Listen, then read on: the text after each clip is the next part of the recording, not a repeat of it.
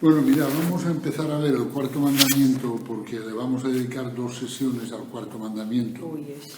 El cuarto mandamiento es honra a tu padre y a tu madre para que se prolonguen tus días sobre la tierra que el Señor tu Dios te va a dar. Esta es la fórmula que tiene el libro del Éxodo. En cambio, el Deuteronomio dice más sencillamente honra a tu padre y a tu madre.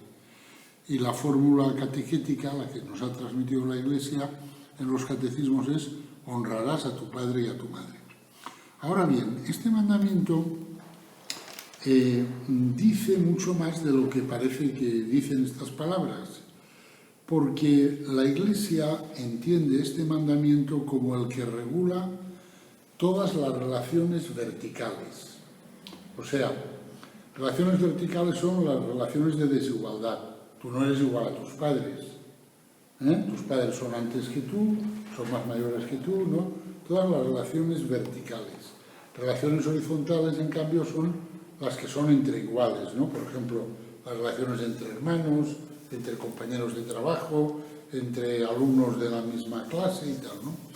Entonces, el sentido general de este mandamiento es que regula todas las relaciones verticales de nuestra vida y nos invita a verlas como signos de la relación vertical por excelencia, que es la relación con Dios, porque nadie está más alto que Dios. Por lo tanto, este mandamiento nombra a los padres, pero nombra a los padres porque la relación padres-hijos es especialmente importante, pero no piensa solo en esa relación, sino que piensa en todas las relaciones verticales que hay en la vida. Por ejemplo, la más importante, padres-hijos, pero también maestros-alumnos, por ejemplo, autoridades civiles y ciudadanos, gobernantes y gobernados, todo lo que sean relaciones verticales. Las relaciones con los abuelos, con los antepasados en general, las relaciones de los empleados respecto a los patronos, de los subordinados respecto a sus jefes, de los ciudadanos respecto a su patria y a los que la administran y gobiernan. Esto lo dice el Catecismo de la Iglesia Católica. Y regulando nuestras relaciones verticales, el cuarto mandamiento indirectamente ilumina también nuestras relaciones horizontales. Así, dice el Catecismo, en nuestros hermanos y hermanas vemos a los hijos de nuestros padres, en nuestros primos los descendientes de nuestros abuelos, en nuestros conciudadanos los hijos de nuestra patria, en los bautizados los hijos de nuestra Madre la Iglesia, en toda persona humana un hijo o una hija del que quiere ser llamado Padre nuestro. Así nuestras relaciones con el prójimo se deben reconocer como pertenecientes al orden personal. El prójimo no es un individuo de la colectividad humana, es alguien que por sus orígenes, siempre próximos por una u otra razón, merece una atención y un respeto singulares. O sea que la idea es que el cuarto mandamiento regula todas las relaciones descendentes o ascendentes, o sea, disimétricas, verticales, pero que indirectamente ilumina las relaciones horizontales, porque yo tengo que ver en los que están a mi lado, pues que son, si son hermanos míos, hijos de los mismos padres que yo, si son compatriotas míos, hijos de la misma patria que yo, si son, en fin. El cuarto mandamiento, la Iglesia lo entiende en los dos sentidos, o sea, de hijos a los padres y de los padres a los hijos. Relaciones verticales, pero tanto de arriba hacia abajo como de abajo hacia arriba. O sea que lo entiende en las dos direcciones. Pues del mismo modo que insta a los hijos a ver a los padres en la perspectiva de la paternidad divina, obliga también a los padres y a todos los que ejercen algún tipo de autoridad a ejercerla también en la luz de esa misma paternidad divina. Porque claro, el fondo, el cuarto mandamiento lo que dice es, cuando tú trates a tus padres, la relación con tus padres tú la tienes que vivir en la misma dirección en la que vives tu relación con Dios. Dios está mucho más arriba que tus padres, pero tú la relación con tus padres la tienes que vivir en la misma dirección en la que vives tu relación con Dios. Este es un poco la clave del asunto, ¿no? Claro, y a los padres pues les dice lo mismo. Tenéis que mirar a vuestros hijos en la misma dirección en la que Dios os mira a vosotros.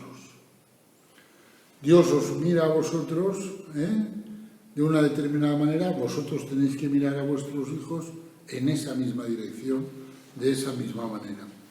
De este modo, el cuarto mandamiento no hace de ninguna autoridad humana un absoluto, porque la somete a la autoridad superior de Dios, a quien hay que obedecer antes que a los hombres. O sea, honra a tu padre y a tu madre quiere decir, vive la relación con tu padre y con tu madre en la misma dirección en la que vives tu relación con Dios. Aunque tu padre y tu madre no son Dios. Vive la relación con tus hijos en la misma dirección en que Dios vive la relación contigo. En fin, este es, digamos, el sentido general, la idea general del cuarto mandamiento. Ahora vamos a concretarlo ya en las relaciones familiares, en los hijos, ¿no? ¿Qué dice el cuarto mandamiento a los hijos? Pues bueno, el cuarto mandamiento exige a los hijos que mientras viven en el domicilio de sus padres, les obedezcan en todo. Lo que ellos dispongan para su bien o el de la familia. Hijos, obedeced en todo a vuestros padres, porque esto es grato a Dios en el Señor, dice San Pablo en la carta a los Colosenses.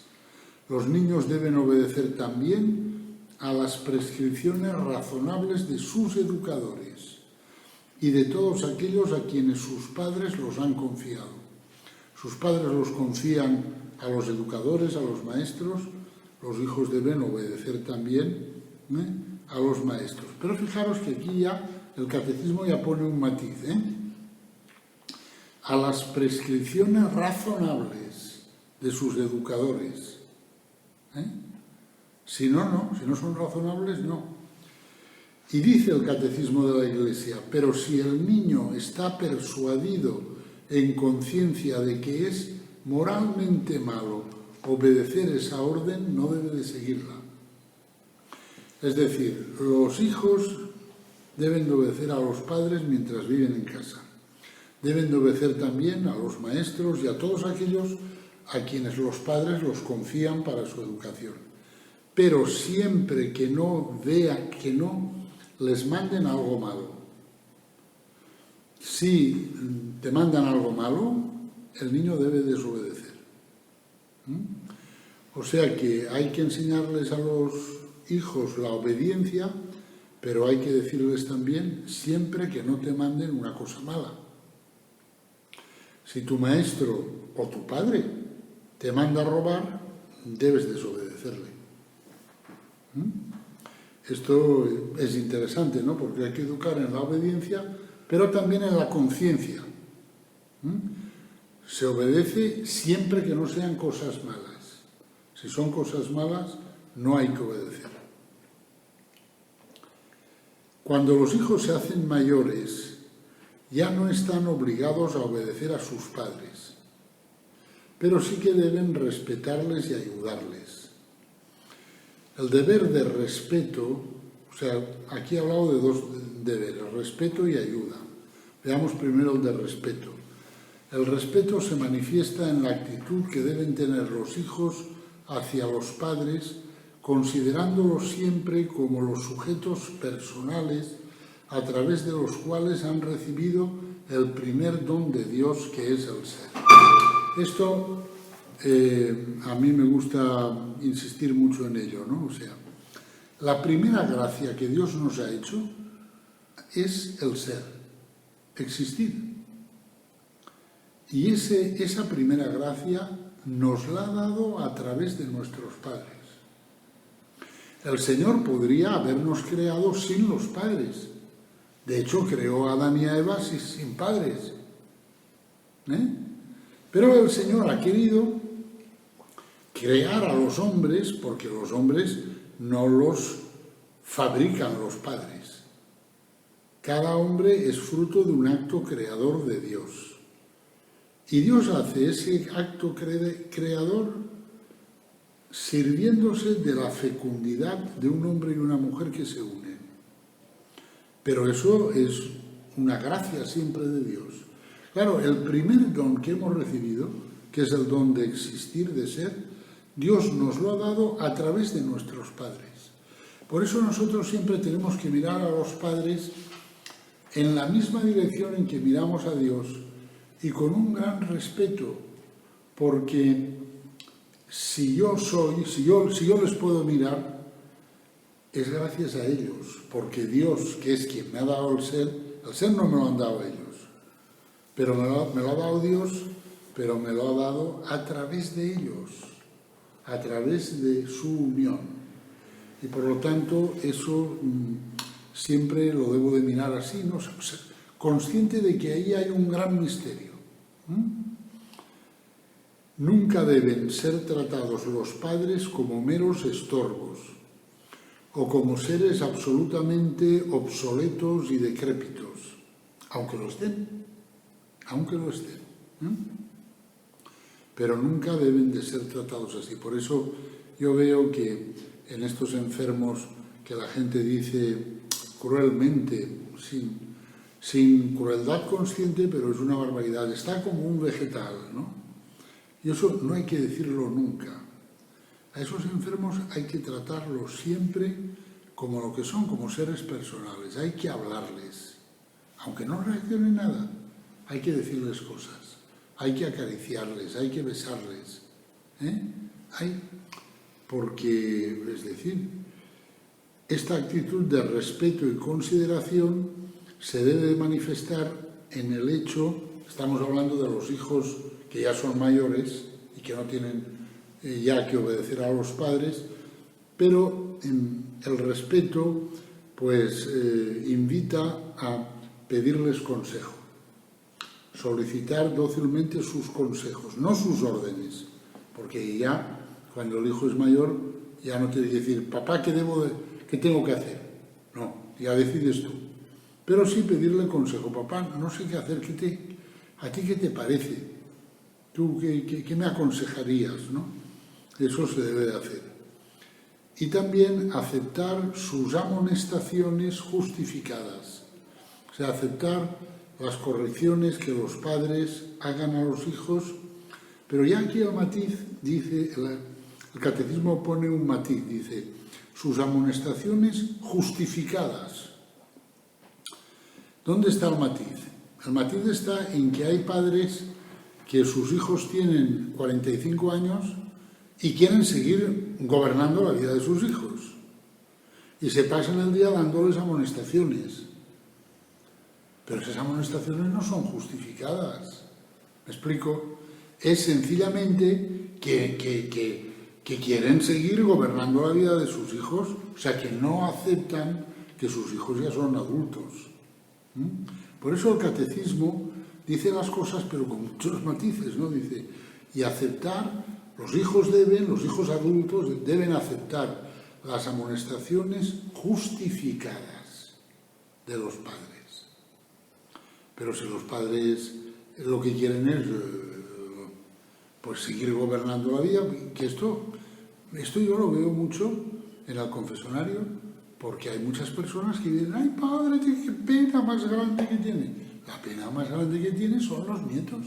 Y le tienes que decir, señora, usted no tiene que educar a sus nietos. Sus nietos son cosa de sus hijos, de los hijos de usted. ¿Y usted por qué está aquí queriendo? Pues usted dé algún consejo, pero algún consejo, y no se pase. Es decir, pero bueno, los hijos sí debemos reconocer la sabiduría que los padres han adquirido en el transcurso de su vida. Eso ennoblece al hijo que sabe reconocer esa sabiduría y que sabe pedir un consejo, ¿no? Eso en cuanto al deber de respetar a los padres. Y el deber de ayudar a los padres, pues obliga a los hijos a ser para ellos un signo de la misma bondad de Dios. Pues ¿cómo? Pues hombre, previniendo sus deseos, prestándoles ayuda material y moral en los años de la vejez y durante sus enfermedades y en momentos de soledad o de abatimiento, ¿no? El Señor urgió el cumplimiento de este deber. Es curioso, pero el Señor cada vez que habla de los mandamientos cita el cuarto, nunca cita los 10.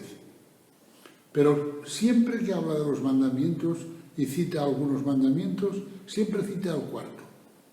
Eso es señal de que para él era especialmente importante. Y el Señor se disgustó con los fariseos precisamente por el cuarto mandamiento, ¿no? El pasaje es en el que el Señor les dijo: porque Moisés dijo, honra a tu padre y a tu madre, y el que maldiga a su padre o a su madre sea castigado con la muerte.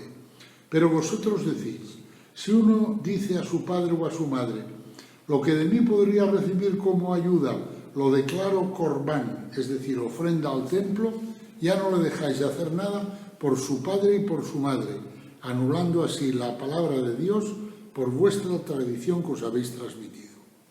Es decir, el Señor le reprocha que hay algunos que dicen, es que yo lo tengo ofrecido al templo. Como lo tengo ofrecido al templo, no te puedo ayudar con este dinero. Y el Señor dice, eso es hacer trampa. Tú primero cumple el cuarto mandamiento. Por lo tanto, honra a tu padre y a tu madre, y si tu padre y tu madre están apurados, pues socórrales. Bueno, esto en cuanto a los deberes de los hijos, ¿no? Mientras están en la casa, la obediencia; cuando son adultos, el respeto y la ayuda. Y ahora, como os he dicho, el cuarto mandamiento funciona en las dos direcciones. Ahora hemos visto de abajo a arriba, de los hijos a los padres. Ahora vamos a ver al revés, deberes de los padres hacia los hijos, de arriba a abajo. Pues podríamos decir que son fundamentalmente tres. El primer deber de los padres consiste en la creación de un hogar. Es decir, en que la casa sea un hogar, no una pensión, no un cobertizo, sino un hogar. Y un hogar quiere decir un ámbito rebosante de humanidad, en el que la ternura, el perdón de las ofensas recibidas, la fidelidad en el amor, la generosidad en el servicio desinteresado a los demás, sean la norma habitual de las relaciones humanas. Eso es un hogar. Pues sólo así la familia llega a ser lo que debe de ser, una escuela de humanidad, donde los hijos aprenden el cuidado y la responsabilidad de los pequeños y de los mayores, o sea, de los hermanos pequeños y de los abuelos, de los enfermos o disminuidos. Un señor que yo lo conozco poco, pero el primer hijo que tuvo es paralítico cerebral. Y él dice que el mayor acierto de él y de su mujer fue tener, después de ese, 4 hijos más. Dice, ese es el mayor acierto que hemos tenido. En vez de acoquinarse y tal, no. Entonces, pues, ¿qué pasa? Pues que el paralítico cerebral, los hermanos, lo tienen integrado perfectamente en su mundo, se lo llevan a todos lados, a la piscina, al monte, a lo que sea, se lo hacen todo. Quiero decir, y la gran providencia, por ejemplo, para Mauro, se llama Mauro el chiquito este, pues han sido sus hermanos. Porque en el hogar, en la familia se ha de aprender eso, que como somos de la misma familia, hemos de cuidar los unos de los otros y nos hemos de ayudar. Y como tenemos un miembro que tiene unas dificultades especiales, por los demás le tenemos que solucionar esas. Se lo llevan a la piscina, le ponen al bañador, lo bañan, tal, y está allí Mauro con sus hermanos. Es decir, pues eso, ¿no? Por lo tanto, primer deber, convertir la casa en un hogar. Eso hoy en día no es fácil, sobre todo con el trabajo de la mujer fuera del hogar, eso no es fácil. Porque, o sea, crear un hogar quiere decir que tú con sosiego miras las paredes, miras los muebles, dices, ¿y si pusiera este sofá aquí? ¿Y si esto tal? Ah, pues mira, parece que queda mejor, esto está más acogedor. Es decir, te haces sensible a valores como, por ejemplo, eso, está más acogedor.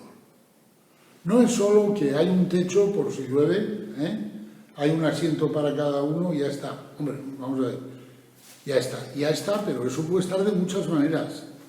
Puede estar bonito o feo, puede estar acogedor o para salir del paso, puede estar...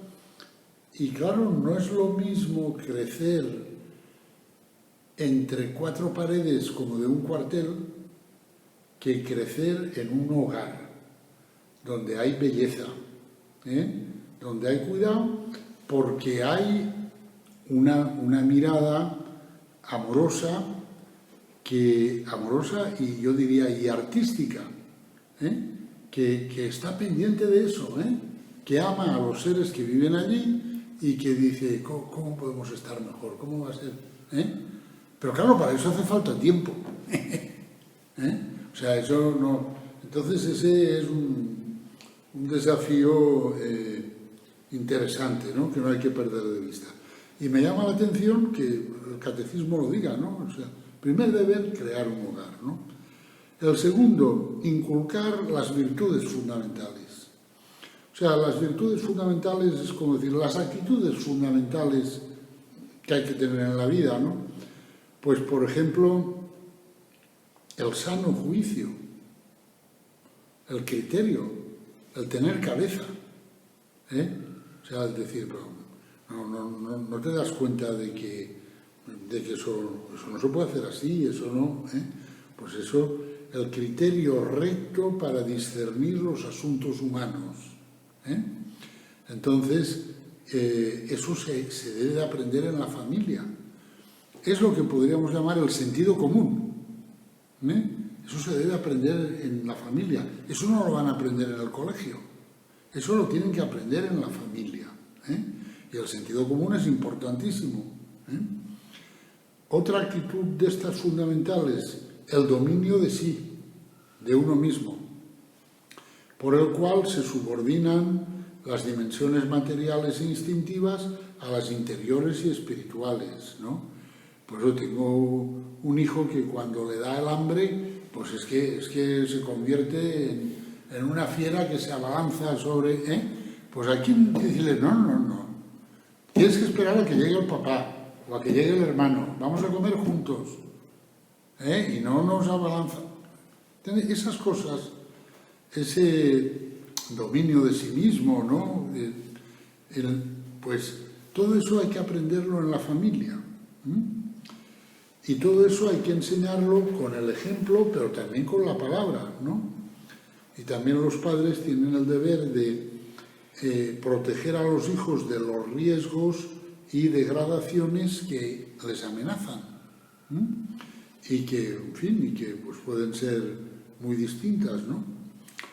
En el cumplimiento de esta misión, los padres no deben ejercer su autoridad con violencia o despotismo. Según lo que dice San Pablo, ¿no? Padres, no exasperéis a vuestros hijos. Y ese verbo está muy bien puesto, no exasperéis. Yo a veces en el confesionario lo tengo que recordar, ¿no? Mire usted, no se está pasando, Se lo ha dicho una vez, vale, no se lo vuelvo a decir. Estamos hablando a lo mejor de un hijo adulto, de 25, de 28 años, ¿no? Y te das cuenta que la persona que está contando allí sus pecados o su película, pues que es que está machacando al hijo con... Señora, ¿se lo ha dicho usted ya una vez? ¿En serio? ¿Serenamente? Sí, vale, rece por él. Ya no se lo vuelvo a decir, porque es que si no es exasperar. Y eso es contraproducente. De hecho, pues eso, San Pablo dice, no exasperéis a vuestros hijos, sino formarlos más bien mediante la instrucción y la corrección según el Señor. Pero según el Señor, no mediante el machaque. Aquí estamos hablando más bien de cuando son ya adultos, porque cuando son chiquitines hay que repetir mucho, para ir creándoles hábitos y que vayan por el buen camino. Y el tercer deber principal de los padres en relación a los hijos es el transmitirles la fe, transmitirles la fe cristiana, es decir, el deber de evangelizar a sus hijos, iniciarlos desde la más tierna infancia en los misterios de la fe y asociarlos a la vida de la Iglesia. Por ejemplo, son los padres los que deben de enseñar al niño a santiguarse. Yo a veces cuando algún amigo tiene un bebé o eso y voy a verlo, me abalanzo sobre el bebé y le hago la señal de la cruz en la frente. Y después le digo a los padres, ¿le habías hecho la señal de la cruz? Ah, pues todavía no. Digo, pues te fastidias. La primera señal de la cruz de su vida se la he hecho yo. Ahora ya hago de tu... Bueno, es una manera de decir, ¿no? Que se debe de... Son cosas que, por ejemplo, santiguarse, las primeras oraciones, todo eso hay que aprenderlo en la familia.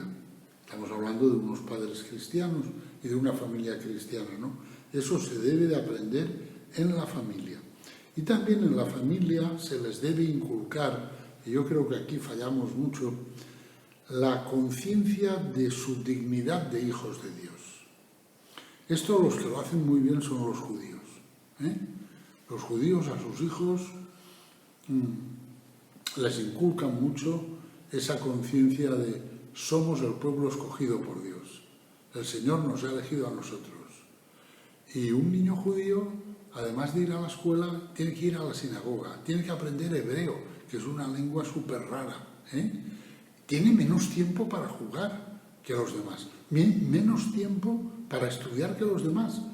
Pero sus padres les inculcan, nosotros somos los elegidos de Dios, eso supone que tenemos deberes que los demás no tienen. Por eso tú al salir de la escuela vas a la sinagoga, por eso tú tienes que aprender hebreo, por eso tú tienes que rezar.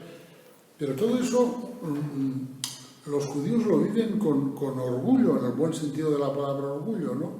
Es decir, con la conciencia de su dignidad, de su categoría, porque Dios los ha elegido. Eso también se debería de inculcar en las familias cristianas. La cosa es decir, no, tú vas a la catequesis, y vas a la catequesis y otros compañeros tuyos no van a la catequesis.